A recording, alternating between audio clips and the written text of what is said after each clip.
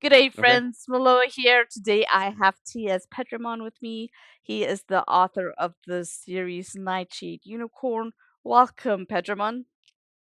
Thank you. Thanks for having me. Please tell us about your world and your stories. I live in Virginia, but I grew up in Texas.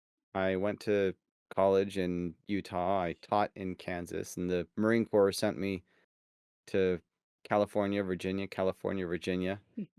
Um, yeah, and I was a musician. Like I got my degree in music education. I went and I taught band for a year, and then I joined the Marine Corps. And I played clarinet for the United States Marines for about 7 years before I uh, went to officer candidate school. And that, in doing so, I left the band behind. And so music hasn't been in my job description since. And I do miss that. Um, but then I learned about cybersecurity. And in the U.S. military, they kind of divide between cybersecurity and cyber defense as different things. In the civilian world, cyber defense is part of cybersecurity. Um, but yeah, I had to learn about that stuff, and I served as a cyberspace warfare officer. And after a few years, I decided, well, my wife and I decided to make a change, and I left active duty, and I am trying to make it as an author. I guess technically I've made it. I have 2 books out, but making it financially is a whole different question, Yeah, and still hoping for that one. that's a whole journey on its own, eh? But yeah, we've got we have 3 kids. A parakeet named William Cutie that my daughter named when she was about 5 years old, and a black one-eyed cat named Skippy. And Cute. he is 16. Oh, wow. Wow. Great. I've got three pups, um, two cavaliers that are only a year old. So they are Mm. still very bouncy all over the place the entire time. They're a Yeah. lot of fun. So you sounds like you've had quite the journey from the band director to marine musician to cyberspace warfare officer. So Yeah. how did all those paths lead you towards writing fantasy? Why fantasy? Um. Well, I guess writing may be just another thing in my fractured personality. I have varied interests. I didn't even mention how I swam in high school, and I like to do a lot of different things. And honestly, it's sometimes a problem because uh, I do have trouble focusing down on Mm, one thing. But I I read some fantasy in high school, and just kind of maybe it hit me at an age where that I found it was ingrained after that. But when I was a little bit younger, like in sixth, seventh grade, I was more into science fiction, and there's nothing wrong with that. But mm, um, when I was in high school, I finally picked up fantasy, and I had kind of stayed away from fantasy because I had a mistaken idea um, the idea um, of fantasy creatures and the genre just being all about ironically like unicorns and mermaids and whatnot. So mm, the world of fantasy fiction is much larger than I had realized, and the plot lines are more varied than I had imagined before high school, before I got mm, into like epic fantasy. Um, and so and also at the same time, I always kind of liked the thought of writing a book, and I made a couple of tiny beginnings when I was a kid. Not fantasy. One was science fiction. The other one was well, I had a pet parakeet that was fully intelligent. Like he was conversational. He could talk like that. mhm, Um, but those were the 2 books that I remember trying to write um, when I was a kid. And then throughout my adult life, it's kind of grown on, like, the idea grew from that tiny seed of my history. So, Mm, like, when I was in college, it was not on the landscape because I was focused on uh, trying to be an adult and build a productive life. mhm, And like, college is where I started not reading for several years, because, or not reading for fun. mm, I would read textbooks as needed. Of course, and then also social media came out and became a big distraction. But my wife got me into Fablehaven, but we read them and we went to the launch party for one of them. And anyway, so like that happened, and I read Love and Thumps during that time. So my wife got me back into reading for fun, mm, and then the busy flow of life got me back out of it for several years. But she also introduced me to NaNoWriMo, National Novel Writing Month, and I made two attempts. I tried in 2009 and made like 1,500 words in. You're supposed to write like a 50,000 word novel during the month of November. That's the idea. mm. And I failed miserably. Then the following year, I still failed, but I I'm like, I'm wondering, what am I going to write about in November? In October, I woke up. I was like, whoa, that was a cool dream. Whoa, that's what I'm going to write about next month. Um, and then that was the year that I taught. I was teaching, so um, I did not finish because I was too busy, But Mm, I liked the concept that I had, and I was determined to hold on to that concept and develop it. So then, when I went into the Marine Corps and I was in the band, and then I started finding myself on bus rides to go mhm. to performances. I'm like, well, I don't want to just waste my time on the bus. So I tried bringing along my laptop and continuing with that story. And it's like over the next decade, it slowly grew, and in 22 no, in 2020, I became familiar with um, 20 books to 50K. Mm, I don't know if you're familiar with that. I am. Yeah. Yeah. So I was introduced to this new world, and um, the really became more and more familiar with the idea that an indie author could make a decent living Mm. um, as an indie. Not getting Book deals. published through an agent and a major publishing house. Um, so I came to know 20 books of 50K in 2020 while I was at cyber training for 6 months away from my family. I'm like, well, Oh, I have time to write now.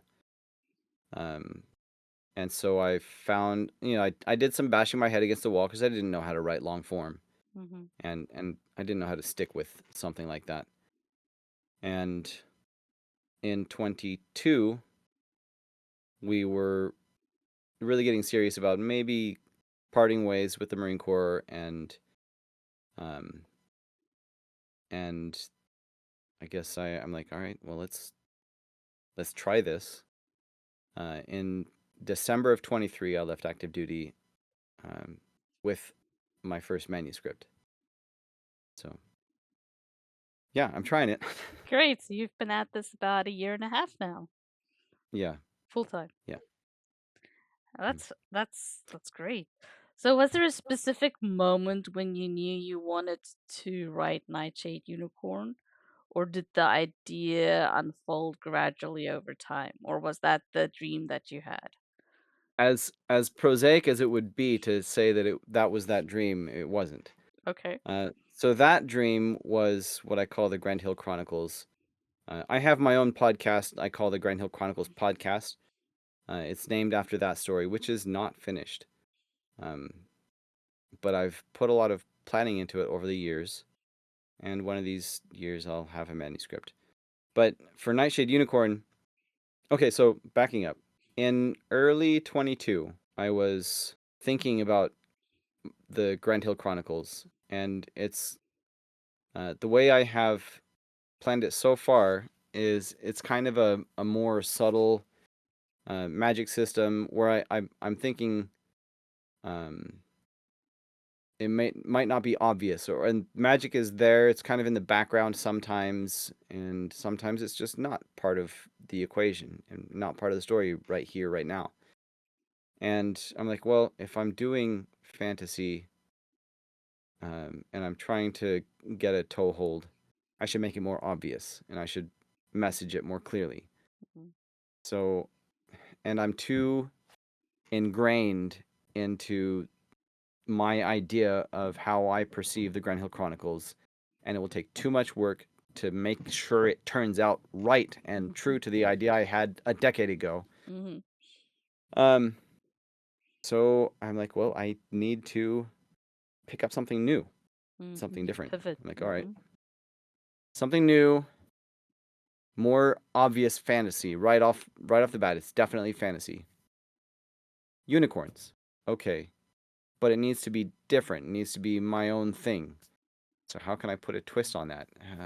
Maybe there's a dark unicorn, and then what does that even mean? And so I started developing the idea like that, and it was intentional, like to make sure that there is obvious magic right from the start, um, and yet also message itself as being a serious story.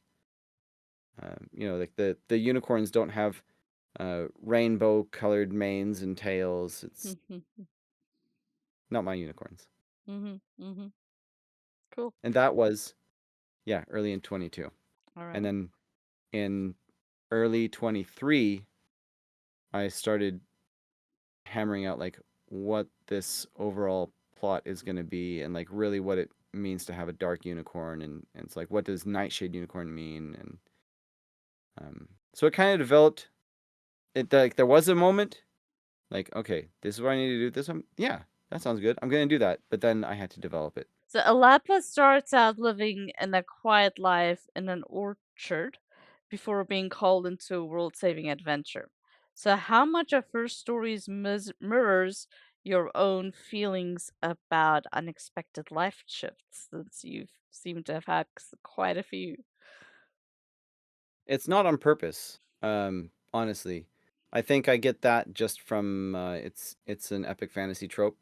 Okay. Um, like it happened in Wheel of Time, right? And it Mhm. happened in Lord of the Rings, where the protagonist is just living a quiet life at home, and along comes uh, some being with magic, whether it's Gandalf or Moiraine Sedai, um, and says, "Hey, you know what?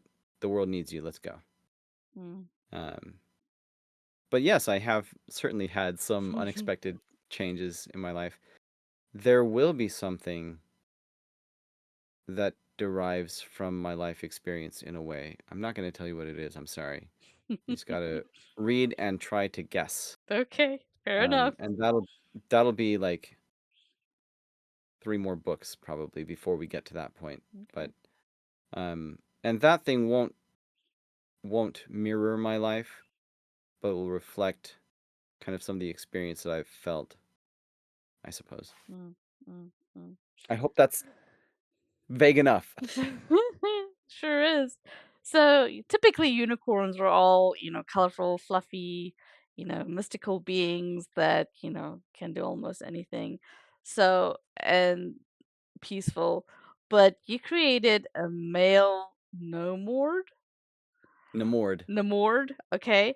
Yeah. So what drew you to subvert that, classic unicorn mythology, and how did you go about crafting your own? Um, well, I did it because I wanted to. Um, I wanted something unique and something different. And so like of course there are other stories where there are talking unicorns. Um, and these unicorns, and by the way, so you mentioned the word that I made up, the Namord. Because I'm like, well, I want to make sure that we can really take them seriously, Mm, and unicorn carries some connotation with it. And mm, we picture these rainbows and bubbles, and I just kind of wanted to separate this from that. Um, there are different ways to do it. Like if you have seen um, Shazam 2, mhm, uh, there are unicorns, and they actually are dark. They're not evil, but they don't really care for people. Um, and they have they have goat-like hooves. Um, mine don't. Mine pretty much horses, except for the the horn, the mhm, magic, and the intelligence. mhm, That's what sets them apart from horses. Um, but I do have in this world the Namord. So the word unicorn does exist in world, but it's kind of like calling us two legs. It's true. That's what we are, but that's not everything we are, and it doesn't mhm, do us justice. So unicorn, that's just one physical feature of their bodies. So we are human and they are Namord. Um, so everyone knows the Namord are intelligent and they can talk, but they don't really tend to talk to people. And the explanation in the world is that they're too flighty, or they just their personalities are too bubbly, if you will. I don't describe it with the word bubbly in the book, but mhm, that's the idea. Um, but that's all the female Namord that everybody has seen from time to time. Everybody thinks all the Namord are female. That there are no male Namord, because you never, and that's okay, because you never see an old one, you never see a sick one. So I guess mhm, they don't die. They just keep on living. Um, and not to give away any spoilers, because this is explained fairly early in book one, but you don't see the male Namord. They do exist, but you don't see them because they have a specific role in protecting the world from the big bad evil that is now breaking mhm, loose. And since it's now breaking loose, guess what? The male Namord are sallying forth, and one shows up on the main character's doorstep, and he says, "Hey, the world needs saving. Uh, we have the magic, but we need a human to make it work. I've seen your personality. You're a good fit. Let's go." So, I haven't explained the Nightshade Unicorn, and I I'm gonna be careful with that one because I don't want to spoil book one. Because there is an important reveal at the end of book one. Okay. So in your book teaser, you say that Psykalia is lurking in the shadows. So I presume that's the big bad evil Yep. that you're referring to. Yep. And pulling strings. Can you tell us a bit more about this antagonist and what makes them so dangerous to this world that you've created? Ooh. Um. So Sakala is the big bad evil. They refer to her as she. Um. But as of book one, nobody really knows more than that, except she's gonna wreak havoc on the world when she escapes. And they're locked in a cycle of imprisoning her again, and she escapes again, and imprisoning Mm, her again, and she escapes again. And there's a creature called the Shrongalin, and there's a creature called Hronomon. And this is explained about halfway through book one. It's not really a spoiler, but the Shrongalin means guardian, and Hronomon means forerunner, the title of book one. Um, and the Namord, the male Namord, um, they hold Sakale's prison in place. The female Namord spiritually and mentally hold the world away from the influence of Sakale. So mm, you've kind of got the Namord in between Sakale and the world. Not mm, physically, Sakale is locked up over yonder where you I don't want you to know throughout book one. mhm, Um, but uh, yeah, so it's that separation, by the way, that makes the female Namord kind of spacey. It's not that they're less intelligent. It's that they're not fully in this realm. mm, mm, Um, and that's why they don't really talk to people. They just They don't have the disposition. They're not fully there mentally. They're off on a different plane. So Um, comparing that then to like Lord of the Rings or The Wheel of Time, your antagonist is more like Sauron or, some being that's captured, that's trying to break free and rule the world. Would that be an yeah, accurate summary? yeah. So it's In at that fact, epicness level. yes, and so Okay. there, and I state in book one that we don't know Sakali's true nature. Um, and it's not that nobody ever knew, but the construct, which is the magical cycle that they have in place to re-imprison her, um, the construct has side effects on their memories. Mm, So that once they, so like when she breaks out of prison and the male Nemord are free from from keeping the prison in place, then they go and fight, and the female Nemord kind of wake up and they go and fight and they lock her back mm, up. So in that way, it's a lot like the Dark One from Wheel of Time, mhm, mhm. where the Dark One gets locked back up again, locked back up again. There are some essential difference because I'm not trying to write the Wheel of Time. I'm Sure. writing Nightshade Unicorn. Yeah. Um, and even if But it's a similar I, trope is kind of what I'm getting at. yes, absolutely, yep, Mhm. yeah. So Sakali has these big bad evil powers that I have not specified except for a little bit. It's still in development. Yes. Yeah. Yeah. Honestly, it is. Like, Yeah. I don't Yeah. know all of her powers yet. Of I don't know course. all of her Yeah. powers yet.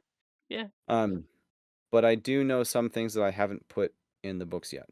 Great. And you learn a little bit in book one. You learn a tiny bit of the power that she has. Between music, military discipline, and cybersecurity, you've lived seems like a very structured world. Has that influenced you at all when you've been building the magic system up for this world? Mostly music, I think. Um, Military experience will influence the warfighting details that come later in the series. Hmm. Um, but I guess that it does affect the magic a little bit, although I haven't fully hashed that out. Because that's going to affect what magic characters may try to pursue. Um, but music, even music, which I think has influenced the magic system more than the other experience I've had, doesn't really play into it much. At least not yet. I haven't fully decided everything. Um, so in book one, there is a flute, and you can see it on the book covers. I'll grab the hardcover; it's bigger and easier to see. Um, so now I'm blocking my screen, so I can't see what I'm pointing at. Okay, there we go. So hanging from Alava's neck is a little flute Mm, on this okay. necklace, and on the cover for book two, it's there in her hand. Uh, that flute properly belongs to her sweetheart. Um, like at the beginning of book one, she comes of age and he comes over for dinner and then he's like, "So you're coming to my place next week, right?" And she's like, "Yeah, of course." And he's like, "I'm gonna make sure. Here, this is my grandmother's flute, and I'm gonna lend it to you. So you have to come over so you can give it back." And she's like, "Oh, I get it. Okay, you got me. I'll be there." Well, Pranman comes that night, so she doesn't go, and she forgets to leave it behind so her mom can return it. Anyway, so the flute was his grandmother's. She used to care for the sheep, and she would play this tune while she'd watch the sheep. One day, some wolves came and attacked her, and she fought the wolves off of the sheep, and then they attacked. Well, I misspoke. They attack the sheep. She fights them off. They attack her. She gets rescued by a Namord who is passing by, and so the Namord rescues her. heals her, and then touches her horn to the flute. And now you can say like, beware the wolves while you're holding the flute, and now it will play that tune that she used to love to play. Mm. Like it will play itself. There is a moment, if you pay attention, late in book 1, where it seems as though the flute has some influence on some creatures. Such a moment doesn't happen in book 2. I have not pieced together, but I would like for a grander scale of something like that late in the series, Mm. in a big important moment. Mm. But I haven't pieced that together yet, so I don't know the details yet of how profoundly my experience with music will affect it. But I wrote a tune to represent the tune that the flute plays. My wife wrote another one, so we have 2 versions. But and the words to that song are in the book. Have It's a sweet and kind of forlorn, I guess, love Mhm. song. Um, Have you recorded it? no, but we have to because I promised Kickstarter backers, and it's been more than a year, so I'm so far behind.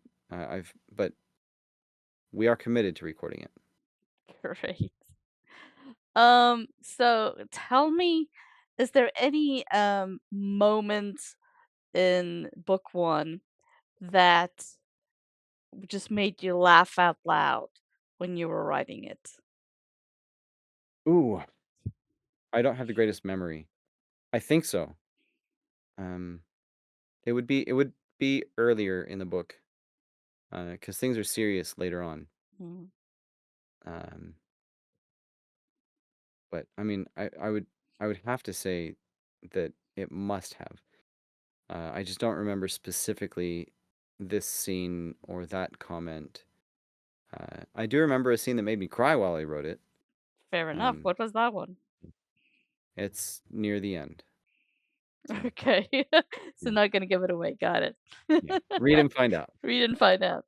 So talking about that, you also have a podcast. You want to tell us more about that? Sure, that's the Grindhill Chronicles podcast, and my idea in creating that podcast, from which I have strayed, and that's okay, was to share world building and story narration. And so I have done some uh, story narration in episodes. Um, it's been a while, but excuse me. I think in the next couple of months here, I'm probably going to record the audiobooks myself Mhm. and put those in the podcast. And you can listen to it for free by listening to the podcast. But it comes with announcements, um, and then if you want to get rid of the announcements, then you buy the audiobook. But um, right. So back to the podcast, you were saying, or I was saying. So I explore is what I like to say that I do with it. I explore world building, storytelling, and publishing. I interview other authors, um, and I do have plans to do more story narration. I also do a giveaway.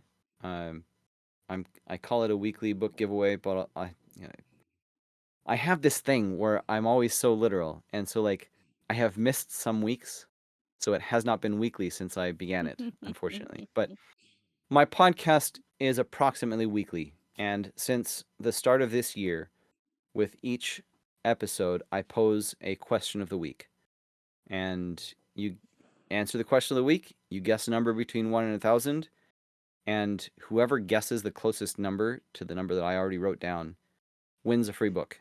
And I have a book menu. I have multiple websites, but um, anyway, if you listen to the podcast or if you follow me on social media, um, then you can see what those questions are. Like last week was assemble your ideal heist team and tell me who's on your team and what you're trying to steal. So I answered my own question, and I was trying to steal baby Superman's ship, and he was it was his ship. I'm stealing it from him, so he's not on my team. I put on my team because I don't know where he's keeping it right now. Maybe it's in Smallville, maybe it's at the Fortress of Solitude. So I need a tracker. So I've got Aragorn to help me track it down. Mhm. And um, now we're stealing it from Superman, a very powerful being. So it will be handy if I can have somebody who can sense power levels to know when Superman might be coming and who can teleport us out of there. So Goku is on my team. And the third member of my team, because if it is at the Fortress of Solitude, we might need to cut through something that is basically uncuttable. So Rand al'Thor from Wheel of Time, because he can open a gateway and that will slice through anything it passes through as it opens. Mhm. Mhm. Uh, and then Goku can pick it up and carry it out of there. Ah, I would. Um, I think I would have chosen Doctor Shivago. uh-huh. Yeah. Yeah. Cool. So So my that's an example. Yeah. Okay. Great. yeah, and like right now, my last podcast episode that I published on Saturday, my guest was a photographer, and we talked about like how do you tell a story through photography. Mhm. So the question of the week is like, what's your listeners, viewers, whatever, what's your favorite photograph that she took? Like, go look at her Instagram, go look at her website, and tell me what's your favorite picture, and tell me what you love about it. Mhm. So, And do you find that that creates a lot of engagement between you and your fans? it does spur some good discussion. Um, it doesn't. I haven't been good about getting the word out that Mhm. it exists. Um, I've wondered if I should run ads, but I paused because I have to spend money to run ads so that I can buy books for these people to win. Because it's not. I'm not only giving away my books. I give away some other authors' Sure. books as well, and that's why I have my menu. So when you win Mhm. the question of the week giveaway, you can choose your own prize from the Mhm. menu. Mhm. But Okay. yeah, yeah, we've had Uh, some great discussions. I can imagine. Teleportation versus um, plant growth was a good one. Okay. So now that you've got two books out, what has surprised you the most of your publishing journey so far? Well, at different points, different things. I was surprised at the um, the sense of what's the word? Um, maybe a sense of inferiority and or imposter syndrome that really struck hard as soon as I realized that I had a manuscript when I wrote my first book. Mm-hmm. Like so for that book, I wrote the beginning, like setting things up, and I jumped to the end and wrote the end, and then I went back to the beginning and wrote the middle. So like when I realized that the next scene that needed to happen was something I already wrote, I was like, "Whoa, I'm done," And I pushed myself away from the desk and I broke out in a sweat and I walked upstairs and I was like, "Whoa!" It's like it exists, and now it might be bad. Before it exists, Mm-hmm. if it's bad, like who cares? It's not done yet. But like once it exists, I was struck by that. Of course, then I need to realize I need to remind myself of this thing I have on the wall in front of me. It says, "Write a lousy book, then fix it." Mm. So it's okay if it's bad. Yeah. Like when you finish your manuscript, it's okay if it's bad Mm-hmm. because it's going to be in its first draft form. It's going to be. Yeah. Then you That. go back and fix it. So then the next thing that really surprised me in a big way was how different of an experience it is to write a sequel. Mm. Because when you write your first book, you have a good idea and you're like, yeah, that works. You put it in. Second book, you have a good idea. You're like, yeah, that works. Now you have to go back and check and make sure it jives with what you already wrote. Um, so especially because so much time has passed between point A and point B. Yeah. Yeah. Now I Yep. remember the first book that I wrote back in 2012. I made every rookie mistake under the sun. Uh-huh. Um, but it took me about a year to write, and so I was like, okay, well now it's done, but now I know the editing work starts. And it took me at Mhm. least a whole another year just to do the editing because Yeah. doing I was learning my craft, you know. So I Yeah. took all of that editing on my own shoulders and did it all myself because I wanted to learn the craft of not only writing a good story, but adhering to the basic craft rules that exist. And Uh-huh. only after that, it was like polishing, as a stone. You get it very dull, and then you just start polishing and polishing and working away at it every single day, and before you know it you have a ruby. Um but yeah, that first realization that it exists in the world is like, oh my word, I did that. And there was a tweet I saw some years ago. Let me see if I can find it really quick. The best way to find typos in your work is this is from Robert J. Lowe. The best way to find typos in your work is to carefully and meticulously proofread it, publish it for public consumption, and then casually glance at a random page 2 weeks later. So, like, once it's done, you're still gonna But find problems, and yeah. it's true, and it wasn't until I was going through edits on book 2 that I realized that I didn't have a coherent style, uh, decision on ellipses, Hmm. Yeah. and that scared me, and so, like, I have gone back, and yeah, I do want to correct a couple of ellipses from book 1, but, like, it makes you feel so, scared, like, "What are people gonna think? What are people gonna think?"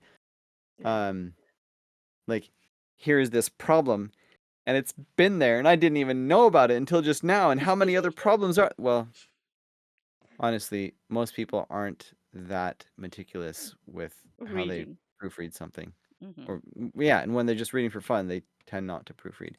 I can't not proofread. I did a beta read for somebody um, last month, and I noticed typos, and so I did the beta read on an e-reader with a stylus, and Hmm. so I kept marking things, and then I gave her all the exported notes, but then I also typed up like, all right, I did my beta reader job and said, okay, this is what I thought. In this part of the story, I felt like it was missing this, and then you do Hmm. this a lot, and I think it would be better if you massage it like that. And but My first book that I ever wrote, I had like almost in every scene somebody was drinking a cup of coffee or a cup of tea. uh-huh, And I I read through it, and so I did. It took until my beta readers read it for somebody to point it out to me, and I was like, she's right. um, I'm but aware that yeah, in book 2, when somebody's surprised, they always open their eyes wide, and I maybe one day I'll make a second edition and change some of the eyes widening reactions to something else. But yeah, I mean, for now, it's okay. it's it's done. Yeah. It's Yeah. done. Craig Martell says perfect is the enemy of done. Exactly. Exactly. At some point, you got to call it done and move on to the next story because your fans are waiting for it, right? If an Amort walked up to your door today, what would you do? I'd be like, whoa, what can we do for you?